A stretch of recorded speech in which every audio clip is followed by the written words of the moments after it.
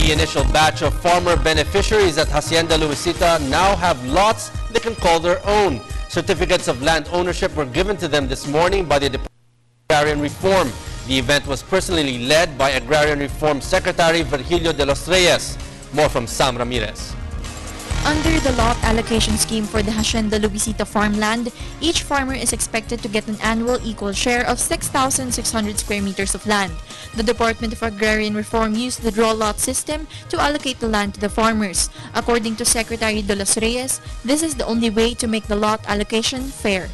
Sapagkat ang lupain po sa Hacienda Luisita, ang mga pinapatakbo ito bilang plantasyon ay hacienda. Okay. Hacienda po ito na ang mga beneficiary natin ay mga manggagawa. Hindi po sila eksakto na mayroong isang particular na area bawat magsasaka.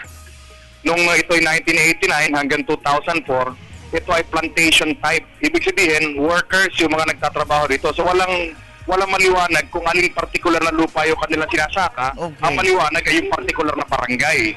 6,212 farmers from 10 barangays are expected to benefit from this.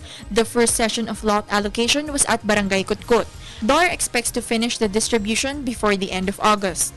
After the lot allocation, DAR is expected to start processing the titles of the land that will be given to the farmer beneficiary. Takda doon sa particular na pitak. Okay. Ikakabit po natin yun sa titulo.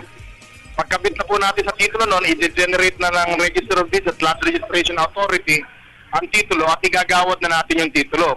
Secretary de los Reyes assured Filipino farmers that efforts are being done to uphold the comprehensive agrarian reform program. Makakasa po kayo na itong ginagawa ng kagawaran na hindi lamang dito sa Hacienda Luisita, kundi sa iba't ibang bahagi ng Pilipinas kung saan dapat natin matapos ang comprehensive agrarian reform program.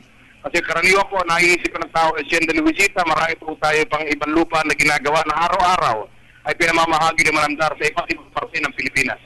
Reporting for the People's Television, Sam Ramirez.